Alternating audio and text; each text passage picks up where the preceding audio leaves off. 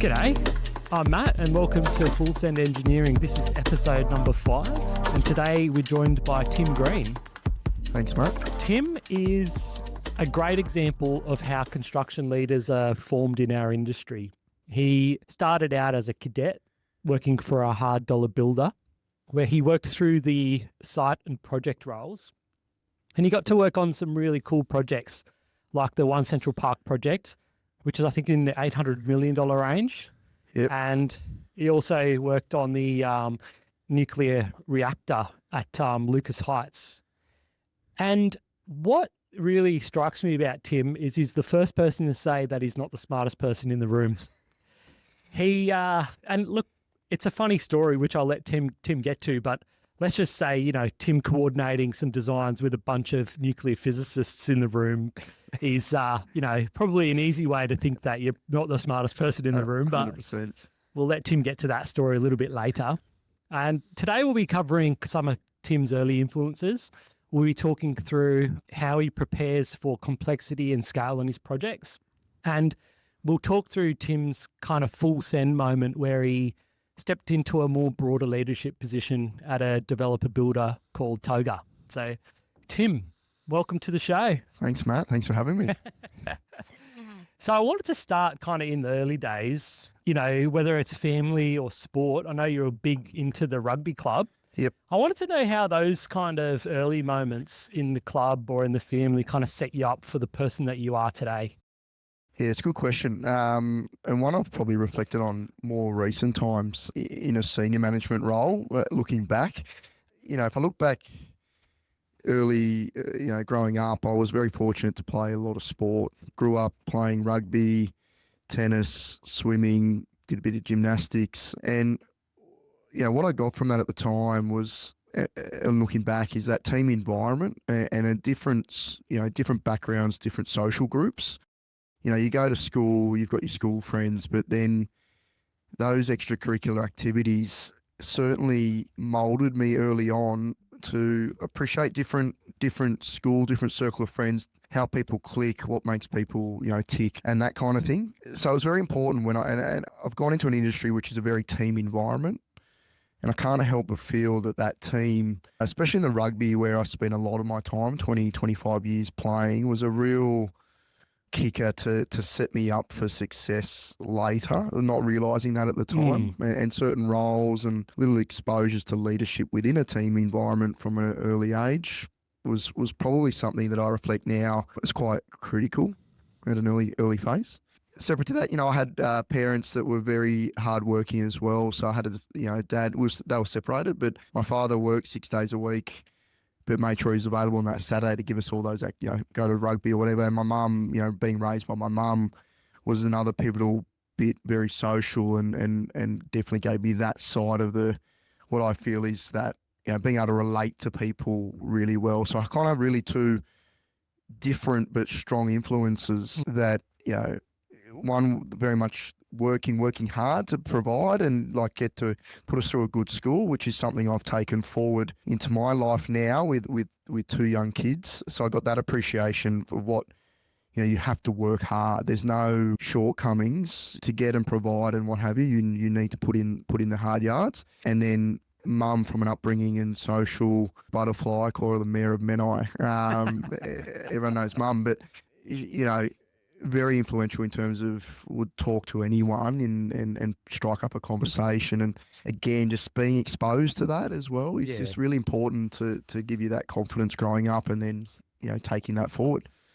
Yeah, I don't know what it is about people, especially people that I look up to as mentors and as, people like strong engineers in the industry.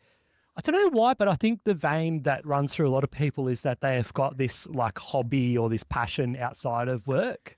And it kind of keeps them grounded and keeps them kind of focused on the way they need to deliver and do their work and kind of keep things going even outside of their job, Yeah, it's a good point, Matt. Something you need that release from work, right? Now when I interview candidates a lot, I'm always interested, spend a bit of time in what makes them tick, right? Like what is it that that hobby you mentioned or that outside release. For me, it's been sport. Later in life, I'm not playing competitive contact sport now, but I've transformed that. An old ex-colleague of mine got me into fitness, 4 or 5 years ago, which was quite game-changing for me at the time. You were a different person back then, Tim. Probably had 2 chins or 3. I don't know how many I've got at the moment. But what position were you playing on the footy field? Left, right, out.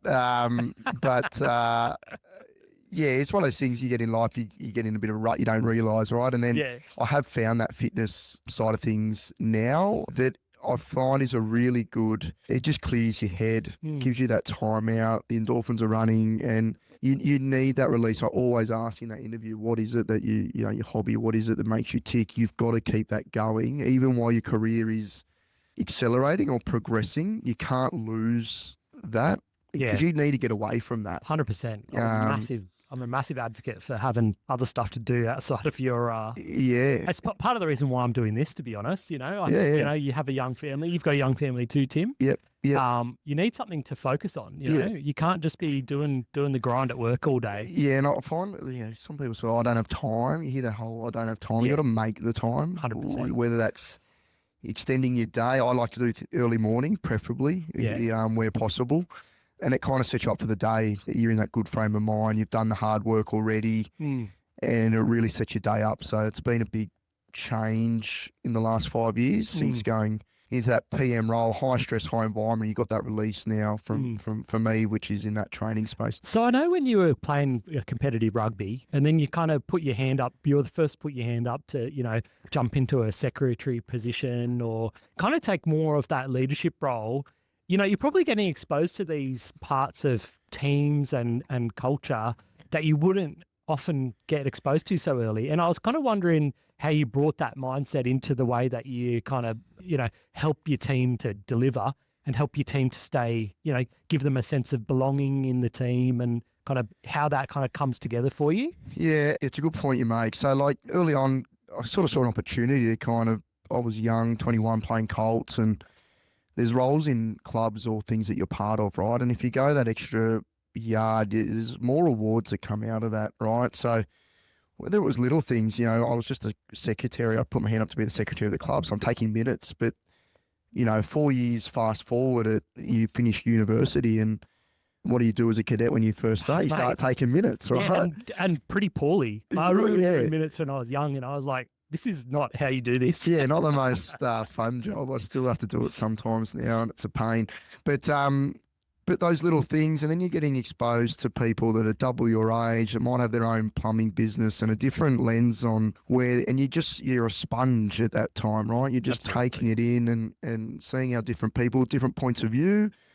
It also, not everyone agrees with everyone, in the world of political view, whatever views they are. And even in a rugby club, there's different views on how it should be run or structured. So, you get exposing to then conflict and a little bit of that negotiation piece or how to get your point across in meetings, which is quite pivotal in the current world. And so that exposure early, I just think there's a real reward and payback if there's one thing signing up to do something, but taking on those extra jobs and how that, the extracurricular, even in big business, in company, there's extracurricular things that might be CSR volunteering or, Toga's big on that. So we've got a lot of that, but you get a lot of reward and a lot of notice out of doing those extra yards or what I call the extracurricular, being visible, being at events and things like that. I'm always big that if you're not seen, you're not heard, so to speak. So, I really think that those foundations really, you don't know it at the time, but I do look back and go, it was a huge contributor to where I've, who I am today and where I am. That's a really cool take, and it's a good intro to the next thing that I wanted to talk about, which was coming out of university. I think it was around the global financial crisis time. Yep. And, we graduated at a similar time, and this is something that graduates out in the world struggle with. Everyone struggles with. Finding a job and kind of setting yourself up aside from the rest of the 100 engineers. You're graduating university at a time where there's, potentially lots of other engineers. You've got to find a way to set yourself up aside from the pack. And you land your first job and then you go into a life-changing interview with someone that completely changed the whole way that you prepare for things in your future. So I want to hear a little bit about that, Tim. Yep. So you're right. It was GFC or post end of GFC around 2009, and part of the degree, you need your 12-week civil engineering. You need your 12-week vocational training.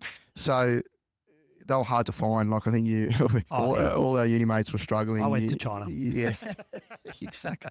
And I think a couple more did too. So it was not easy. You feel like you're putting a resume into a online company internet page, and it's going off into the ether. You never hear back. Yeah. Or maybe my resume wasn't good enough. I'm not sure.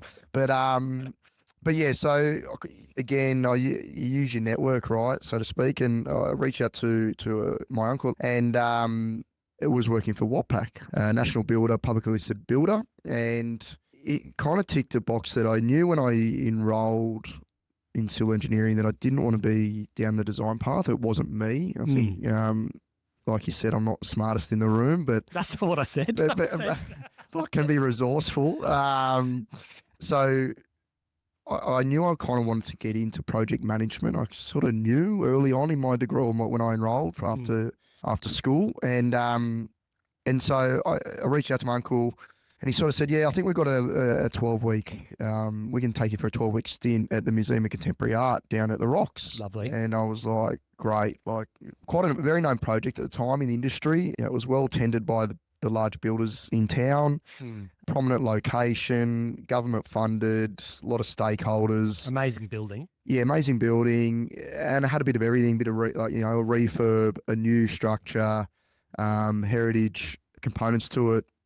So yeah, very, very cool project. So lo and behold, he goes, "Look, you need to go to an interview, meet the project manager and the project engineer at the time." So me being a bit naive at the time, I think 22 odd years of age, my uncle's there, so I'm sort of like, oh, well, this must be a formality kind of thing. So I turn up to the interview underprepared, I'll say, right? Just sort of think I'm going there for a coffee chat. We've all done that too, by the way. So anyway, sitting there, and 45 minutes an hour later, I was like, oh, gee, I don't think I did very well in the interview. Like, I'm getting put through some questions that I just didn't expect, hadn't gone to a corporate interview before, and I just walked away going, you didn't do yourself many favors.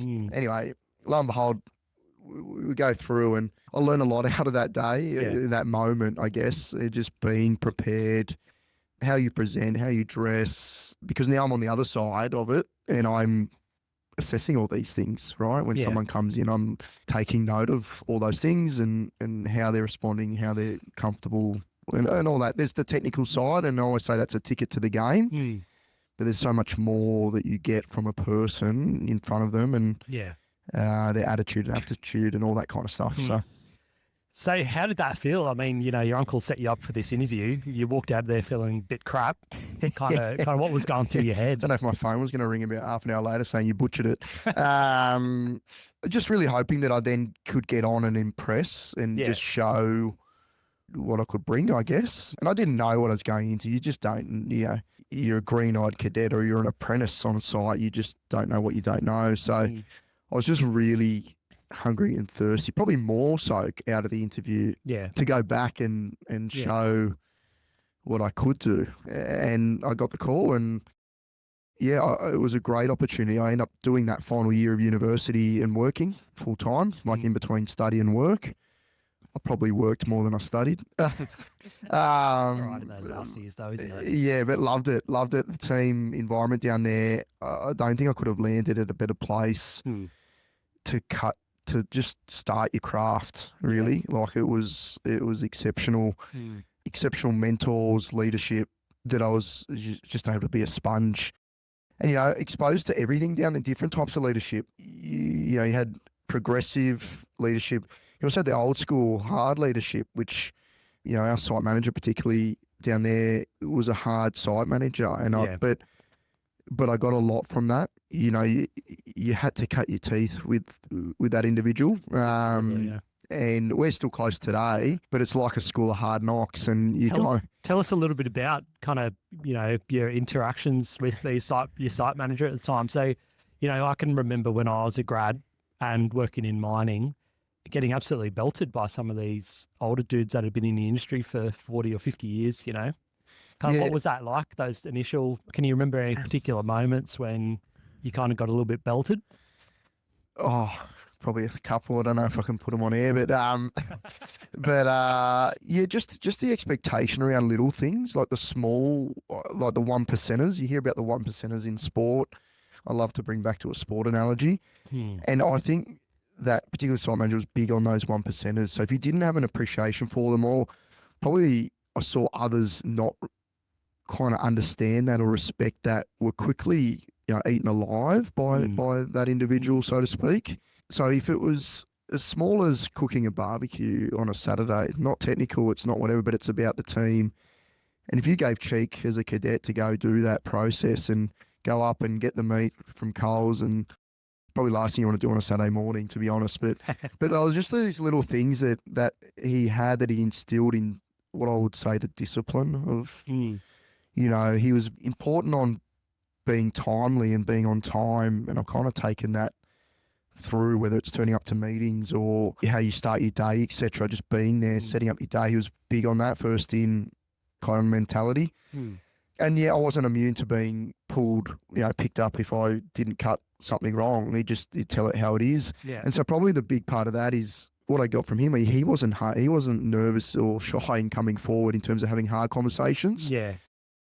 And you don't know till you have to have them, if you're prepared for them or not. But I certainly, that's not natural. It's not what I love doing, but I've certainly grown, in that space from, being in a PM role onwards. And I think that exposure to him and taking some of the good and what I see he does, and then parking, you're taking snippets from everyone, right? Yeah. You're taking what I like from that person, or I don't quite think that's right. I'm going to make sure I'm conscious of that so I don't bring that out. But you've got to have your own style. Yeah, something that feels natural to you.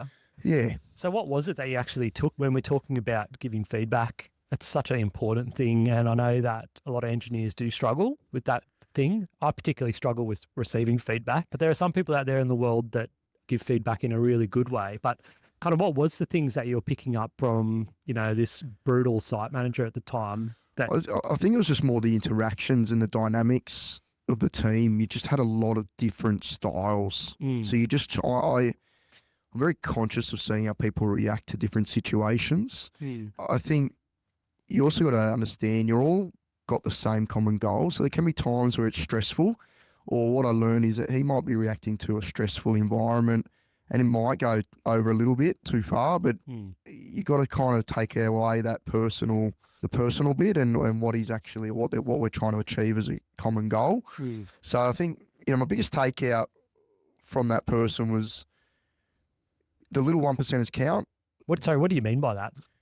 Just a little, like what I said before about turning up on time, being efficient. Little things make a massive difference. The team part, the barbecue, it's not the big meeting that we had or what have you, but all the little disciplines that come around with your day, doing those well. The 1%ers are the things that aren't the stuff that your manager sees for delivering a task, right? That's your task, your day to day. But the effort tasks are your 1%ers, right? Those little extras to show that you care and you're invested is what I got from that individual, as well as the style. I didn't want to be that style, but I also knew that my style needs a hard edge when you need to rely on it occasionally to get a result. Yeah. So that's what I probably took away. So going into the MCA projects as a young engineer, I remember all through my discussions with you and through the things that I've seen, it was quite a difficult project. You're dealing with lawyers, dealing with the unions, dealing with difficult scenarios on site. I know there were some challenging technical items on the project. Can you tell us about kind of how that impacted your kind of thinking and your development as a young engineer? Yeah, it certainly did have a lot of challenging elements to it, ones you weren't expecting, and that's why these jobs become challenging, I guess. So yeah, it did have all those items, industrial issues, stakeholder, government, tight budget constraints, and a few moving parts within the team as well made it a bit harder. But the nucleus was very strong in that team environment, and so what stood out for me, and for any challenging job that you look back on, whether they're hard financially or not, struggling to hold budget, etc. When you've got a real team, close knit team, because you see that team, as more than you see your family, so to speak, right? They're 12-hour days and thereabouts. And what stuck out for me is that job starting out is no matter how hard it was, the team really stuck by each other to rise to those challenges each time that something came up, which was, as a young person coming to, as a first job, it was really inspiring in terms of, people having your back, and, there's problems and things not quite going your way, but they're a team of problem solvers, and we'll work through that. We'll get through that issue and we'll face the next one, kind of thing. And so I was so lucky that I had a really good, my direct line managers were, that project engineer level, senior PE level was really disciplined in their job as well. How, in doing things in the processes and following procedures, but also you could see that they were going to progress their career. So I was like, wow, I'm quickly learning within my first 12 months that really landed in a spot where my direct managers are going to be future managers, let alone the project manager and what have you that were running the job. I just was lucky that I was exposed to really good direct managers that were going to be industry leaders. Thinking about tomorrow. And yeah, correct. So to have that, be able to articulate what you're doing, to tie in what you're even doing at a junior level, to feed that into purpose, because you're a sponge, you want more rope, you want a little bit more and a bit of challenges, and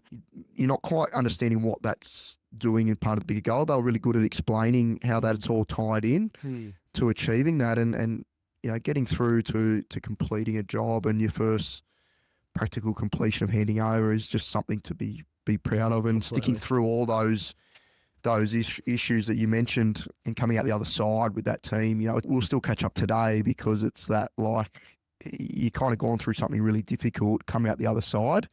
And so even though we've all gone on our different paths and journeys, some still there, and we had our reunion, a few years ago, or 10-year reunion. Specific project reunion. Yeah, Wow, that was just organised by not by a company or anything, but it was organised by one of the individuals in the team and well attended. That's really good. Yeah, so that shows that particular team and environment was really glued in and really switched in, irrespective of the circumstance.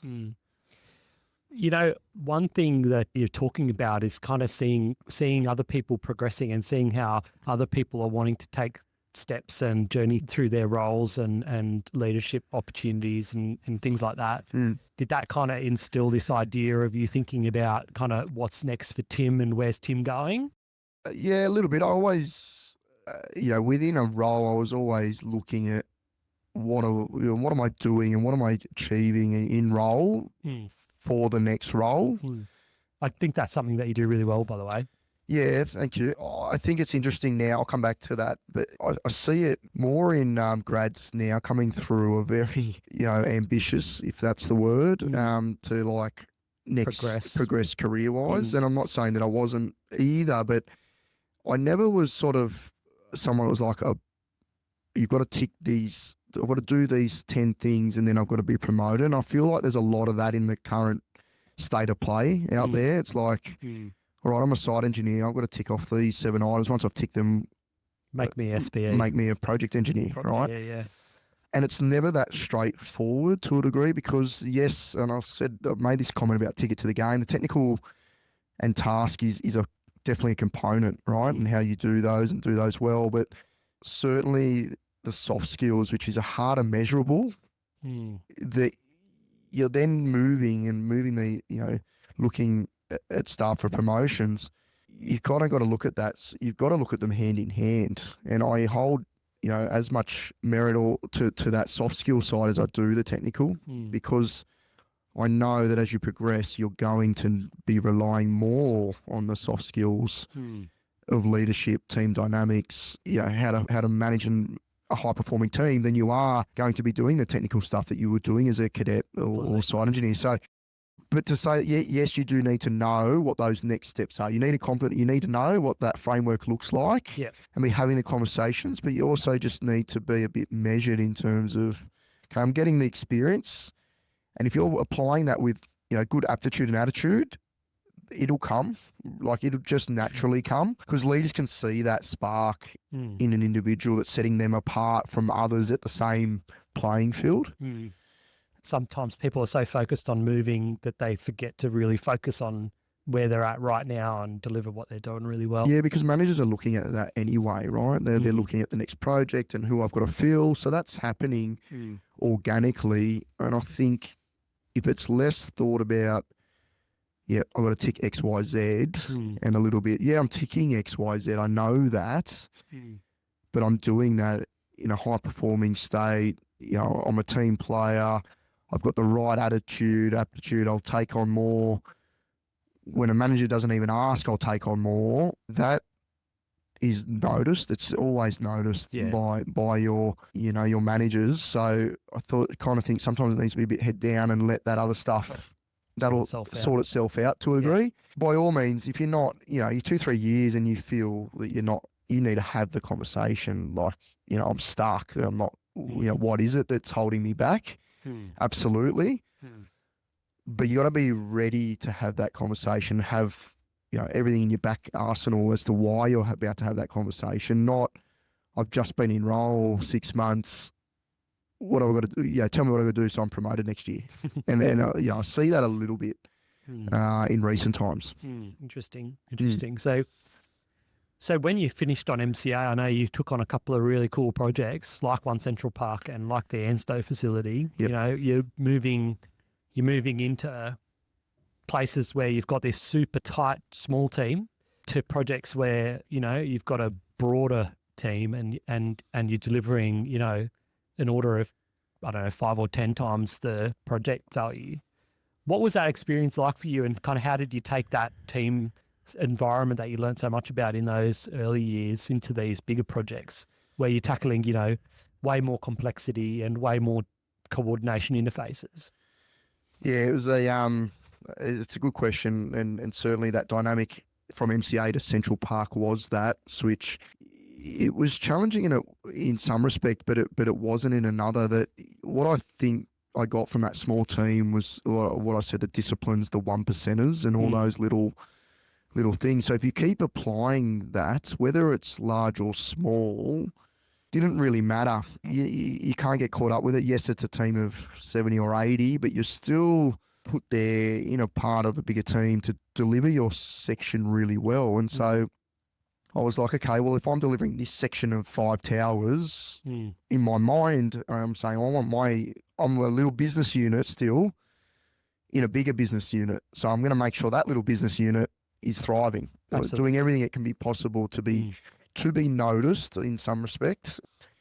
And so at One Central Park, we're on West Tower, which was our first handover with Fraser's. Obviously, it was high profile, biggest profile job in Sydney at the time. There's always those landmark jobs, whether it's Central Park, then it became Barangaroo. The casino, Circular Quay certainly has had facets of that. Atlassian Tower probably today is that. And so I knew the importance of what I was, on now in terms of delivery. And I mean, it was quite a challenging project at the time. I know that, the green elements, particularly on the front of the building, were a huge challenge. Can you tell us about kind of your approach to getting the best out of the people around you in terms of the coordination and the technical aspects?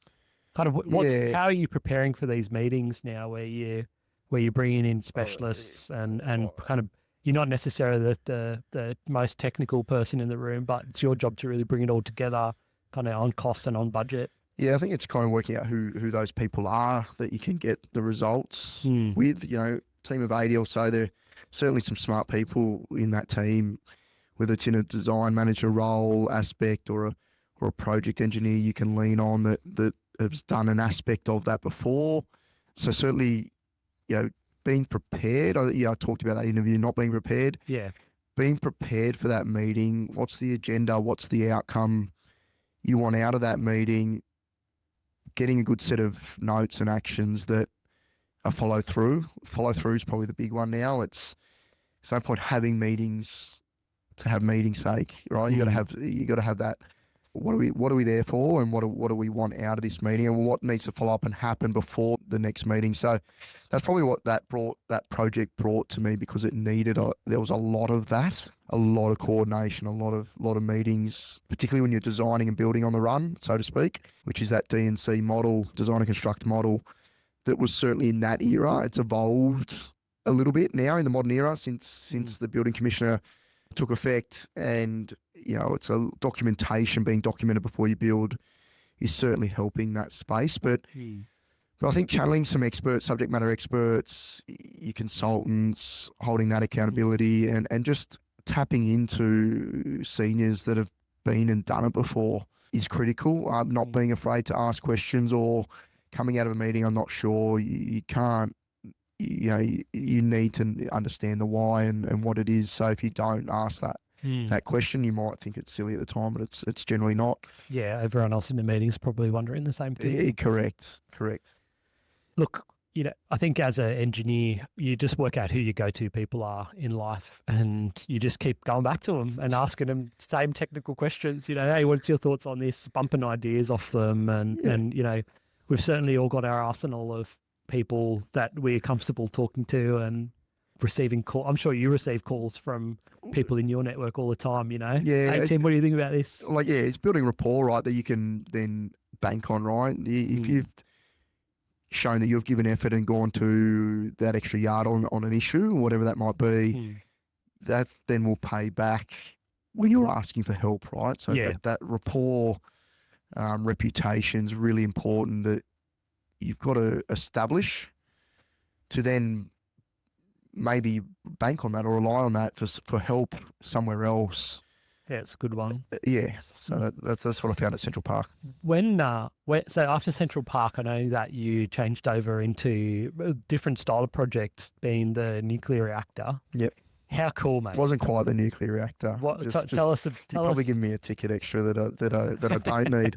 But yeah, it was a facility right next to the nuclear reactor, so it was taking product, isotopes out of that reactor and processing them for medical screening, etc. So I want to put you in that. I want to take you back, right? Take you right back to those days where you're walking into a meeting, into this facility, and the people that are sitting across from the table from you are nuclear physicists. Like, what is going through your head, mate?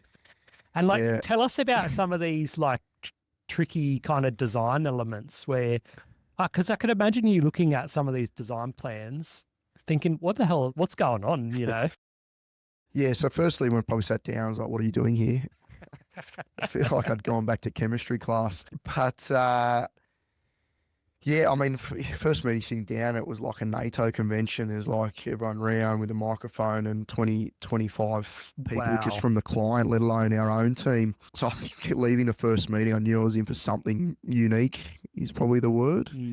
Certainly, he tested, it's such a technical facility and has so much, we're builders or, delivering projects, project managing, and you're delivering an outcome that they're the experts on, right? They're the subject matter experts of what goes into this place and how it needs to work. And there's a safety element to that particular space, because they're taking high radiation product that can be harmful to the user if we don't build that correctly and put in the correct details. I remember we had a metre thick concrete walls just for shielding from radiation inside these hot cells, they were called, with robotic arms, where they would work a metre behind the wall with the robotic arm inside to do what they need to do chemically. And so the liability on that job, if we didn't get it right once it was operating, was huge, right? Yeah. So the quality ITP process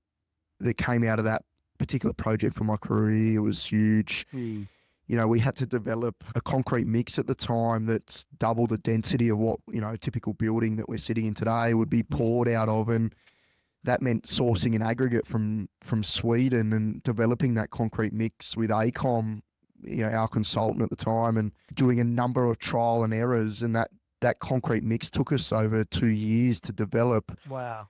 for when we were ready to pour it. Jeez. And, doing prototypes and testing that was so important, and kind of it just took so much out of that place in terms of discipline.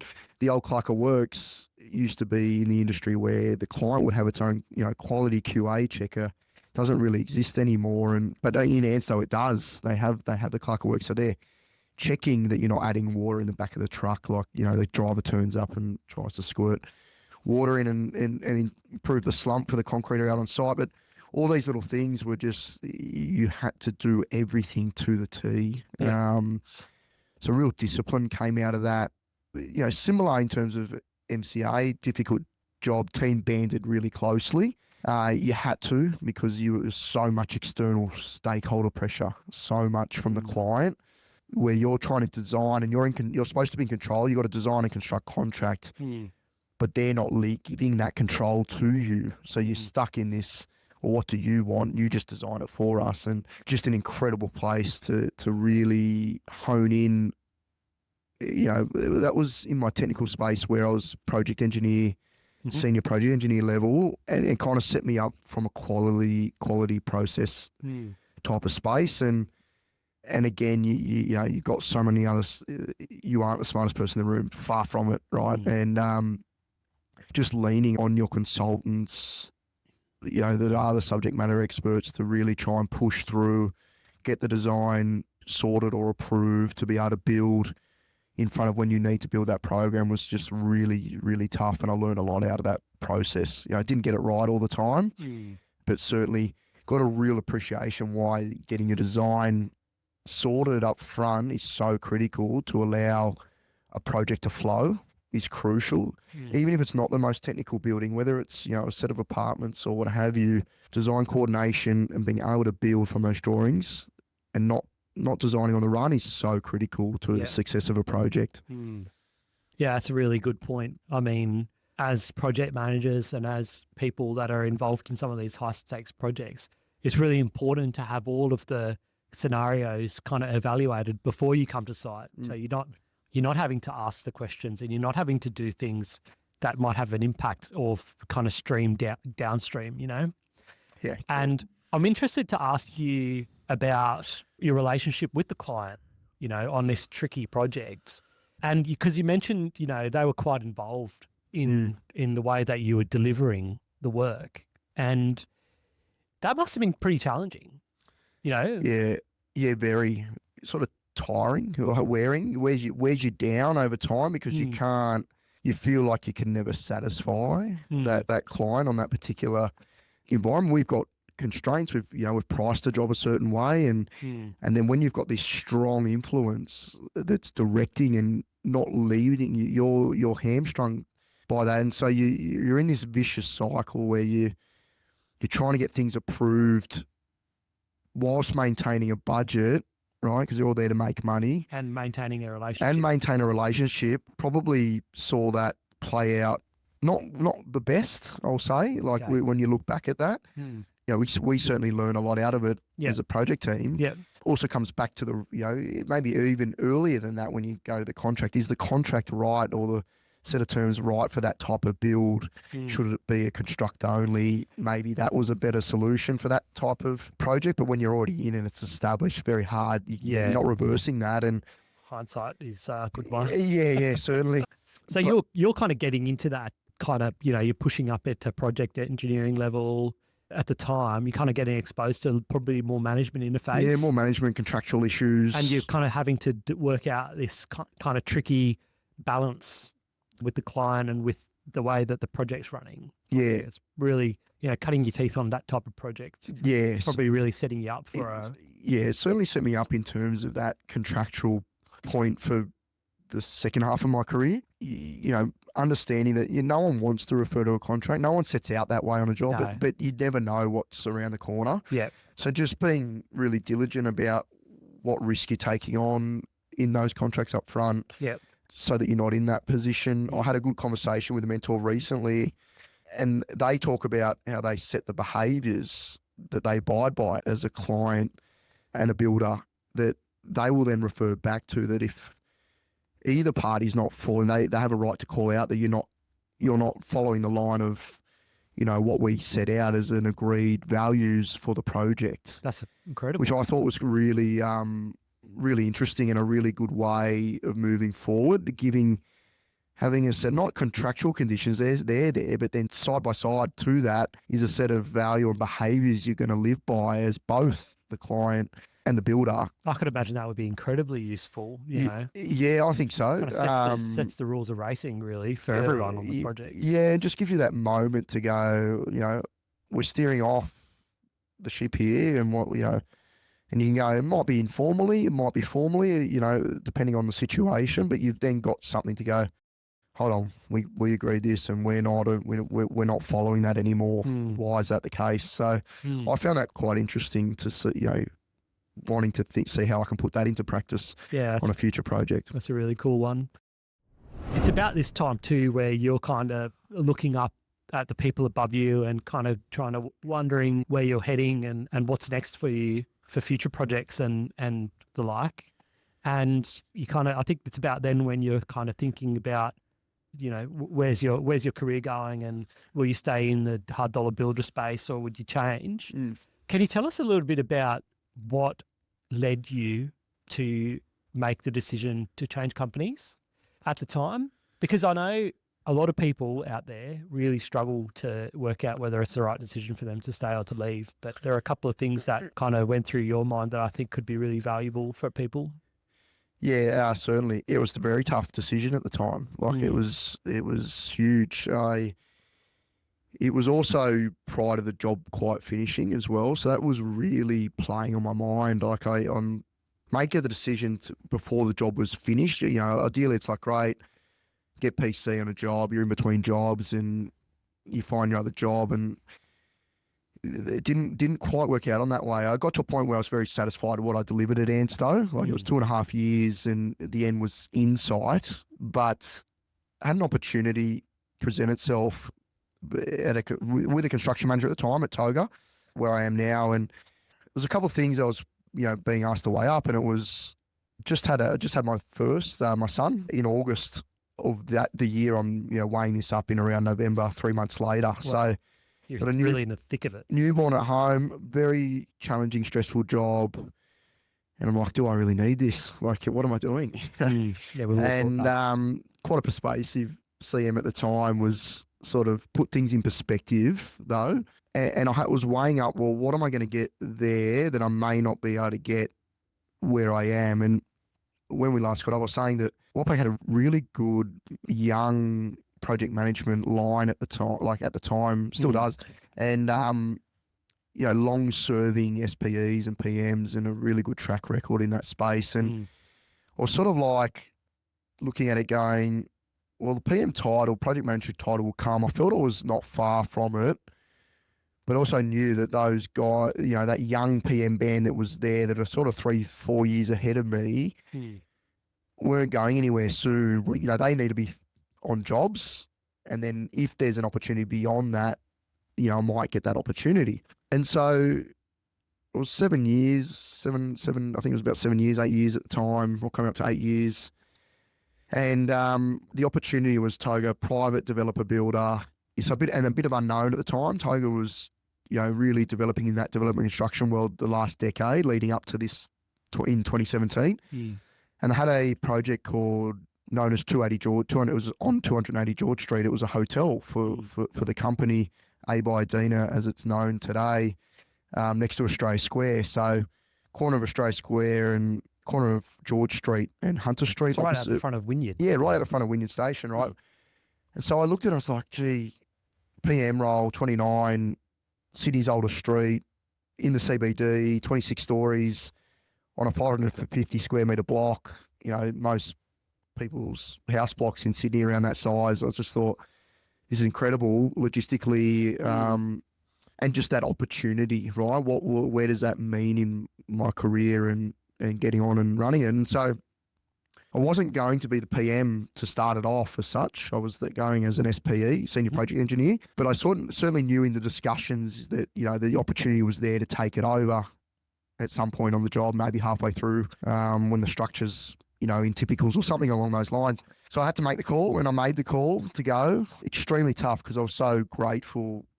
Everything I've learned, it set me up to this point. Yeah. I remember extremely difficult conversation at the time, not with my direct line manager, but with the national construction manager at the time. And from what pack? Yeah, from what pack, basically, we're now known as B6. And, got this call because the news had filtered out, and he's, oh, what are you doing? Why are you doing that? And it's a mistake and all that kind of thing. And, I was still young in my career. I'm like, you get off the phone. I'm like, oh, gee, what have I done? You've made the wrong call. What have I done here? But in some respects, it spurred me on to really take that opportunity and run with it. A bit of like prove it kind of thing. And I like to think I did that, and went there and ended up taking the job from the start, from planning. Wow. That first 9 months went from SPE to PM at Toga, and at the end of 2017, and then went on to deliver that job, which had everything as well in a different essence of what was going on. COVID came into the back end of that project. Oh, gosh. So that was an experience as you first, in charge of a team of 15 to 18 people, and delivering that job was something I'll never forget. And quite a tricky job, because you mentioned it was only 550 squares. I used to work when I was at Northrop, I was right down the road from you and would walk past, and it's this tiny little footprint of a building. Yeah. And, you maximised the amount of floor area for the building itself. So, you didn't have any real lay down areas or space to leave things. Tell us about kind of some of the challenges and complexities on that one, and you're what is, soon to be new PM, kind of in charge of everything from the design all the way through to how things get delivered. You're fully accountable now, Yeah, I think you nailed it in terms of the setup and the context, right? Like it is, building 26 stories on a post stamp is how I described it at the time. And a bit more context, Toga hadn't been in the CBD. CBD, I always say, is, where you really cut your teeth as a project. It's just logistically hard, right? Ins and outs, one-way streets. You don't have semi-trailers, willingly working and dropping stuff off. So you then conduce to rigid trucks. So happened to be that George Street's getting ripped up with light rail at the time. Of course, light rail were there. That's the owner were building the light rail. Yeah, there were 3 other builders in the block. Wynyard's getting upgraded diagonally across from us. We had John Holland directly across from us. So I'm suddenly at 29, not having run a job in meetings, having stakeholder meetings with other builders and senior project managers and construction managers from Multiplex and Hollands, because everyone wants to know what everyone's doing, and then negotiating with light rail around the corridor and access, because of that had been going for some time, and you certainly felt that they were given right of rein as to what to like. The run of George Street, so you kind of have to play by their rule book. Is that right? And that rule book sort of shifted depending on what was going on at the time. But and then in amongst that, like you say, you got to set it up. And when I come across, I talked about that hunger. If you know that you're going to be running that job, your first job as a PM, you've got this like added incentive, motivation to make it a success, right? Don't want to be a one-hit wonder. So I was very motivated, right? Extremely motivated to be success. And, I left a really stable environment. Just felt like I had a lot of people watching how it was going to go, right? So are you someone that laps that up? Yes. Because, I go back to the previous... My early life with competitiveness, I have a natural competitive streak. Yeah. And that goes into the sporting worlds and that. So then I think I apply that in my day-to-day or in my career. And so, I think that definitely played a part in all of that. And then, there's parts that I'm now doing for the first time. I'd never had to hire someone or make the decision, are we hiring that cadet? Are we hiring that grad or project engineer? And CA, I'm now responsible for all of that. Wow.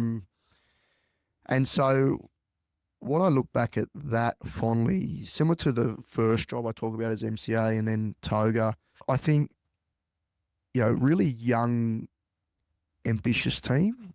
Was that 280 George team, like a really all kind of playing a role above their role, including myself, right? Like you're going to getting thrust into a role before you're ready for the role sometimes. I can certainly know what that feels like. Yeah. And so I think across the board, it was all of us in that similar position, which then gave this extra energy to the project. And similar to what I said about MCA, that team's still very close today. The WhatsApp group for that team is still live and kicking today, right? And we're all gone different journeys since the end of 2019, 2020 when it finished. But yeah, it certainly had everything, and there was that motivation to make sure. So, like you say, getting that design right up front, we had a good lead prior to construction starting, or demolition started, or during demolition, bought us some extra months, sort of a 6-month demo of the existing building. So I think what it did for us is really push ahead on the design, the fundamentals. The facade was tricky on that job, particularly up the top where the atrium was. You had a 4-level story atrium at the top of the building, reception where you come in and check. It's the centerpiece of that. At the top of the building? Yeah, at the top. Is that right? Yeah, so it's a great space if you get the chance to go down. Go check it out one day. But so you kind of nail in, okay, well, what's critical? What do we got to work on early to make sure when we get there we're set up for success? What does that kind of look like for you? I know, I'm just imagining you're sitting down, you've got some designs, potentially some of the details are worked out, some of them aren't worked out. What are you looking at as a kind of PM when you first sit down, and kind of what are the risky bits that you kind of look at to say, hey, we've got to be coordinating this, Yeah, I mean, you kind of know what your bread and butter is, your typicals and floors and things. It's always transfers, basements, retention systems. So your in-ground is always very important to a make or break a job. Yep. Understanding those geotechnical issues early, very early, and your system of keeping water out, right? Particularly once you've handed the building over. So you kind of pull out the key risk areas, right? And then you need to push the design hard early, resolve it, and procurement. Design and procurement cannot emphasize enough in terms of the success of a project. Is you get your design sorted, you let early, lock it in. Get the specialists around the table. And then start getting that procurement. If everything's designed and procured up front ahead of time, you're not playing catch up right down the track or on the run, which is where jobs come unstuck, typically speaking. Yeah. Because you're just constantly in this state of catch-up mode. And it's not where you want to be operating, right? So I think if I look at that, it was a successful project. We identified the key risk areas, we let early, we're into design then early, well ahead of So what are we talking here? We're talking while you're doing your demo, you're having coordination meetings every week trying to get weekly meetings. I think our facade meeting, if I went back to that folder, would have had 70 or 80 minuted meetings prior to us starting that atrium. Wow, that's insane. Right, including prototyping in China, samples, mock-ups, because you don't have the time or money to get it wrong when you're out there. So just that diligent path, and we had a good consultant team. I think that helps, that you can rely on the architect. You got a strong architect and a strong structural engineer or facade engineer consultant. That them working together is really key. Because you've got the vision over here with the architect. That vision can only come with the support of the others. So that I really found that cohort works together, and I kind of apply that cohort analogy to most things now in delivery of buildings, whether that's a design cohort, a subcontractor cohort for the structure. So it might be having the meeting with the form worker, the Rio contractor, the concrete placer, the service trades. We'll have that cohort and have those meetings, whether it's in design, whether it's out on site for progress. You've got to have these little cohorts to work through and break this chunk down into smaller chunks. Because if you don't, you get overwhelmed by these 2.5, 3 year projects and you're just going to get lost, right? So you just break it down into those bits. Yeah. Right, we've solved that. We know what we're doing in ground. Okay.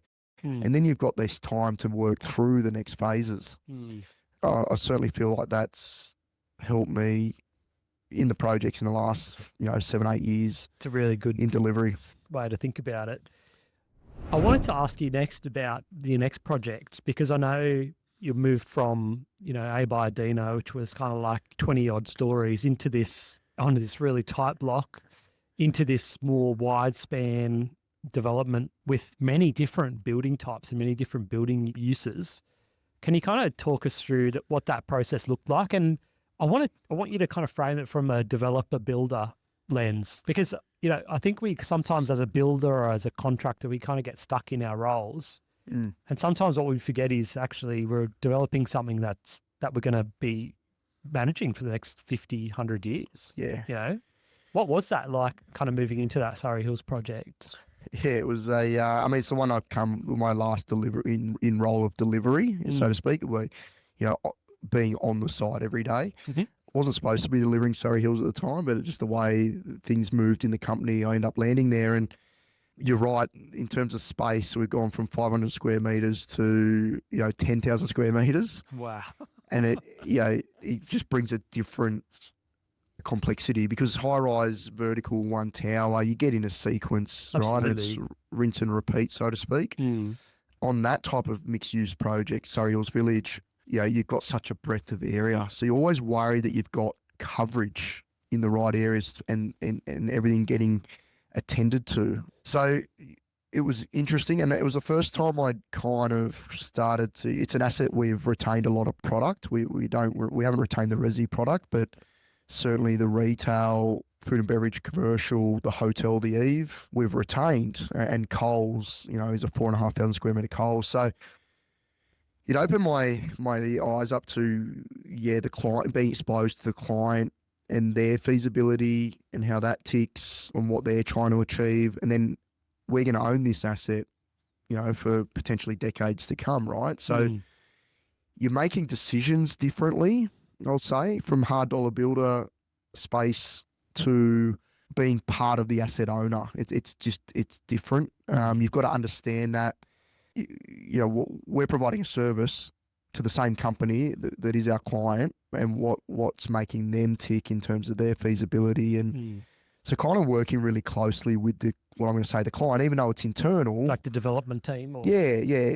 The fact that it's internal is irrelevant, but just understanding those metrics closer so that you're making decisions, better informed decisions, rather than potentially a builder that's just worried about their own bottom dollar. Yeah. So that was a real big shift in mindset to probably set me up for my next role post Surrey Hills, in the current role that I'm in.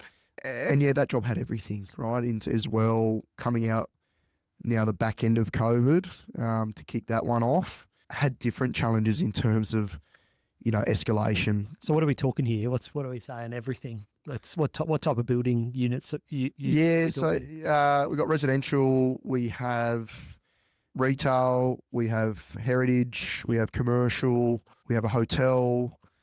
What about the different type of buildings?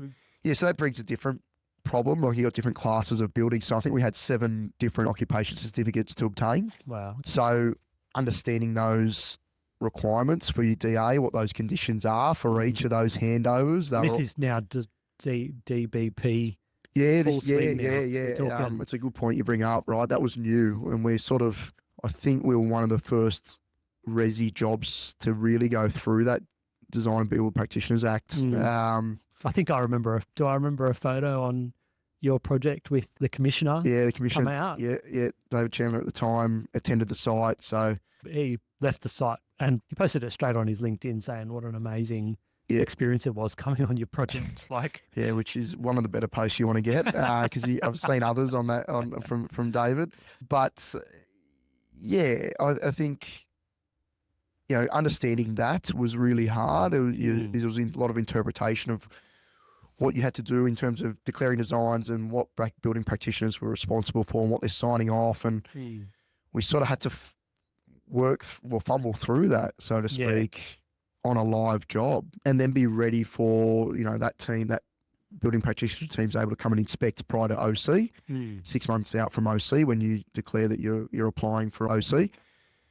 So, making sure that everything, your quality system's standing up to what that looks like, and you haven't gone through it, so you don't know what you're going to expect. So we definitely changed process through that in terms of how we declare design, how we engage with consultants, the level of consultant buy-in or interaction on site, inspections change significantly because they're now declaring designs. They need to know that that builder is following through on those designs, Completely. right? So that changed. In amongst an inflation, we're trying to procure and we're copying 30% inflation every time we go. Just after COVID. Yeah, so it just, pricing was going through the roof. We had a budget 12 months earlier, and that was just a separate challenge because you're letting after letting loss after letting loss. So hence why I came back to that design procurement statement earlier about if you can lock it in and then move quickly in your procurement of letting trades, it just sets you up for success. Yeah. Whereas we didn't have that luxury at Surrey Hills Village. But certainly the product that we've come through the other side now speaks for itself. It's a vibrant place. It's become a mini suburb within the suburb. We've changed that product tenfold of what it was. We've improved the community, what I will say, from what it was to what sits there today. But yeah, certainly had a lot of challenges just on that multiple building fronts, multiple phases, a larger project team. It was my largest project team in delivery sense. The team. In terms of that, I was in charge of obviously Central Park. I was part of a bigger team, but in terms of we're talking a team that was up towards the 30 number. Wow! And so that brought a different challenge of how do you keep your team engaged constantly, like bought in, because you've got such dynamics. And probably Central Park, when I look back on what we did well, what was good, done well in that aspect, and what was, and I was very conscious of that.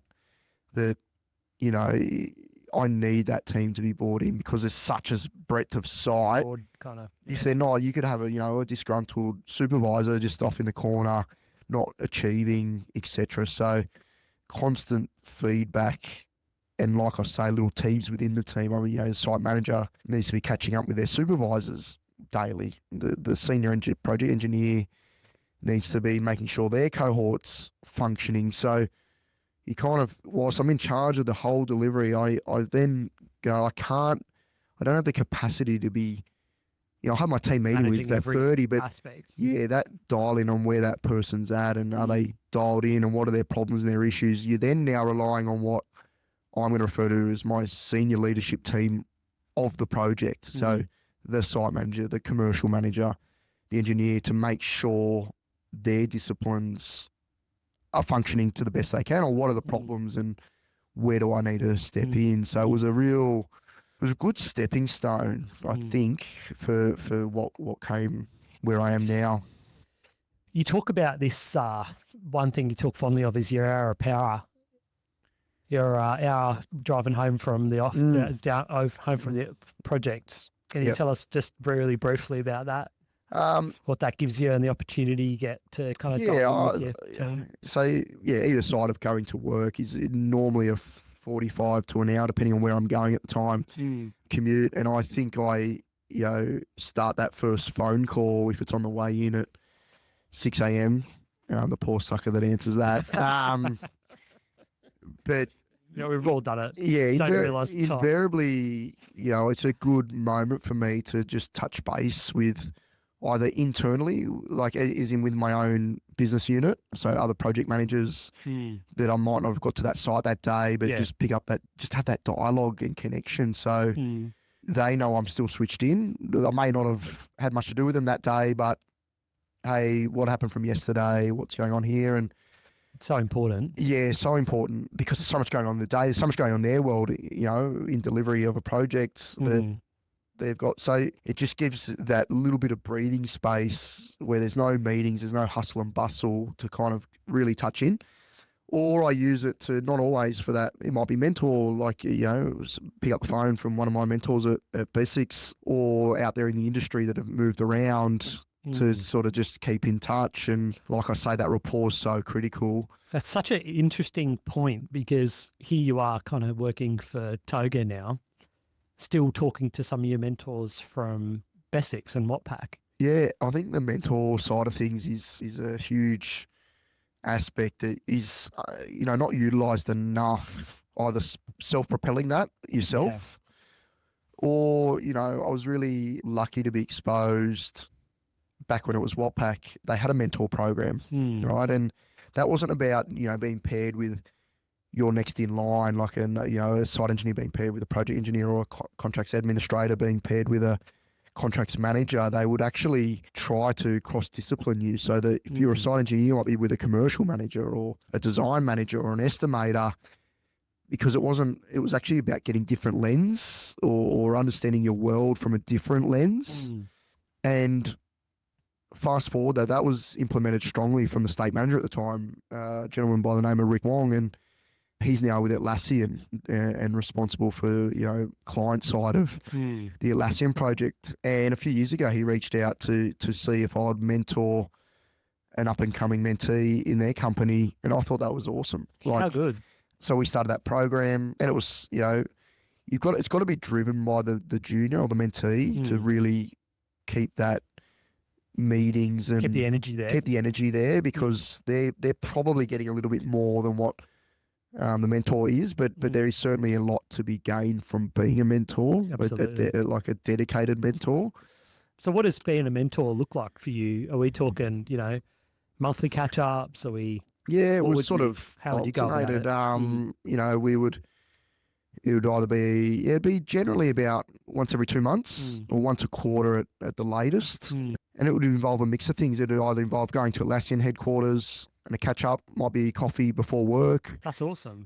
Could be after work. It could even be between, at lunchtime or finding that time. But catch up with some of your other contacts. But I wanted to understand that Atlassian world and what that was about and what they're doing in culture. And they're a leader in terms of the culture and workplace environment space, working from home aspects and things.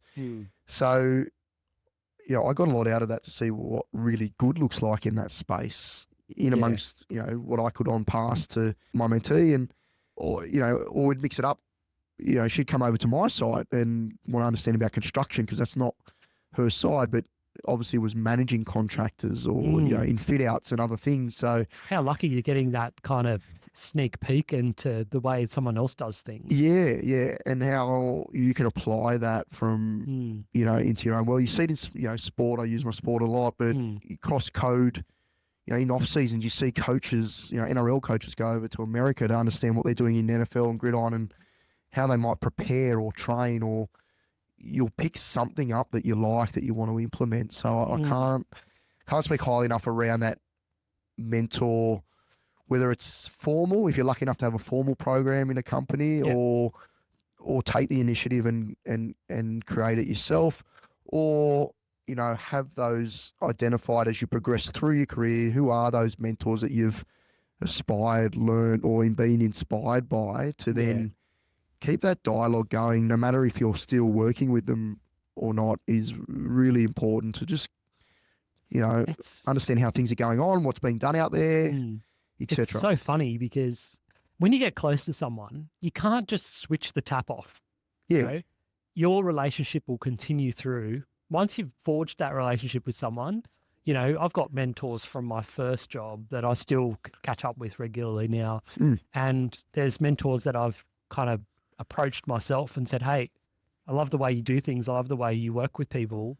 I love the way that you kind of do your work. Yeah. I want you to be my mentor. And, they still call me now. Yeah.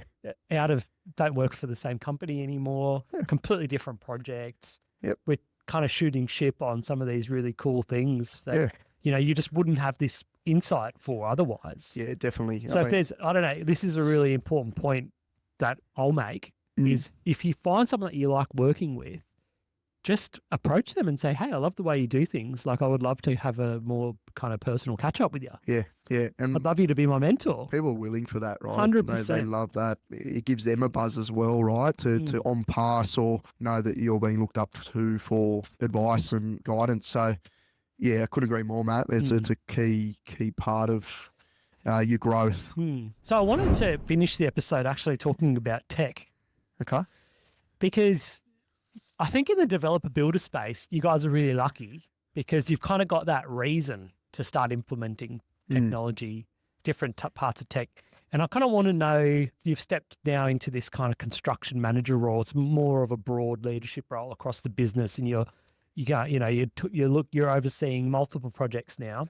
But I kind of want to know that I want people to understand a little bit more about kind of how and the type of technology that you've been implementing on some of your projects. So I think it's really cool.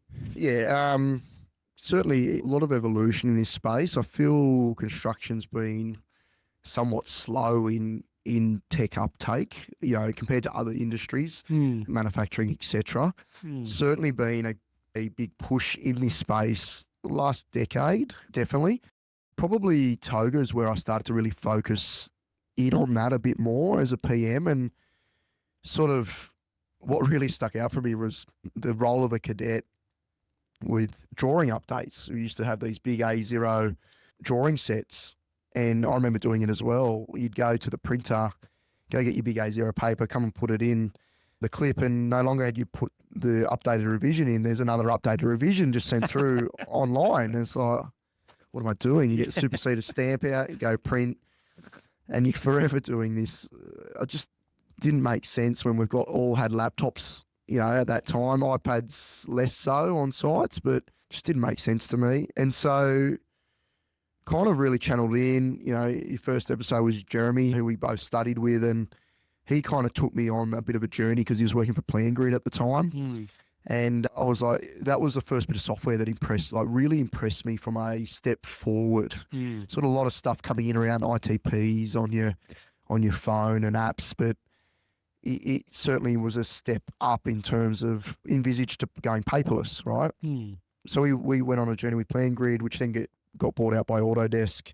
But I remember we cut in at the time an old toolbox that you see on site with trades. We cut in a 42-inch screen with PlanGrid software. You used to wheel it around, put in the hoist, take it up levels. So you had a massive screen. You could zoom in. It was a touch screen. How good. That was in 2018, I think it was, and quite groundbreaking at the time. So you got no excuse as a site engineer to not have the plans. The updated drawings right out on there. site, and you didn't have this excuse of supervisors needing to walk back 15 minutes to go look at a drawing and So go back good. out. So that was the start of the journey. Fast forward that we have been paperless sites for a number of years now in terms of, DocuSign and all that as contract execution has made that a lot easier in terms of digital execution. So, and then where our focus has been now, and I'm in the middle of it, so I won't talk too much about specifics because we're in vendor at the moment, but our project management platform we're looking at reviewing, and there's been there's a lot of systems out there now that promise an end-to-end solution in terms of design all the way through to asset management defects. And I finally feel we're at a point, there are the companies that really have nailed that end-to-end process well in terms of now not needing 8 or 9 single standpoint solutions to solve my safety quality sits over here. Safety lives with Hammertech and my quality lives with VisiBuild. Or I now think we're gone, okay, you had all these expert single point solutions and you might have to log into 10 or 12 applications. Now I would think we're down to one that might cover 8 or 9 of those tasks before, which is, I think a game changer in efficiency and data and extracting and having it in a single source. That's where I believe we are. So that's what I'm been channeling at the moment. Really cool. And I kind of wanted to also know about that kind of BIM space, because I know you guys are doing some really cool things with the kind of being able to, I don't know, not use VR, but, tell us a little bit about how you've seen some useful aspects of Yeah, I mean, BIM. just in terms of how a unit's constructed now, a bit of software, give them a plug, Multivista. We're able to backtrack a unit from when we poured the slab and all the way through to when we put joinery and tiles on the wall, so we can see, if we were to have an issue in an apartment, what did that rough in look like? Where's all the pipes laid out? If we need a, core hole, a new service, we know where the post-tension strands are or the reinforcement that we're cutting through.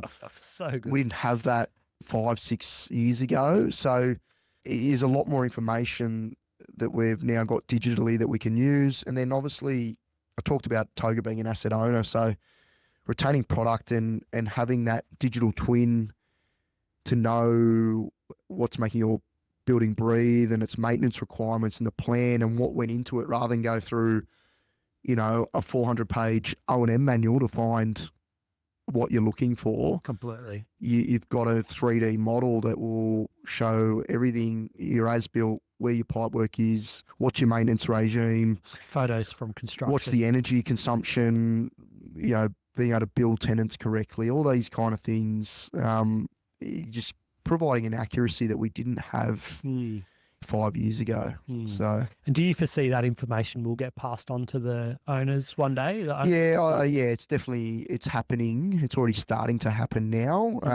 Because what a great, that just gives you so much trust in the builder when they're physically giving you all the information. Yeah, and they're also then making, I'll say, better informed decisions on what they may do with that asset, how they may lease that asset. There's certainly, you've got a lot more information and valuable information at their disposal than they had previously. It's really good. I'm really excited about that day because I think that accountability is going to completely change the way everyone does things, Yeah.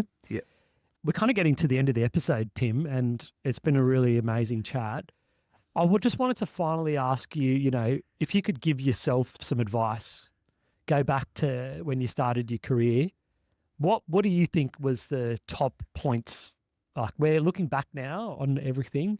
Is there one or two things that really stand out to you that you could maybe giving advice for young engineers, or even if you were to kind of mix up the way that your career went? Do you have any advice for people?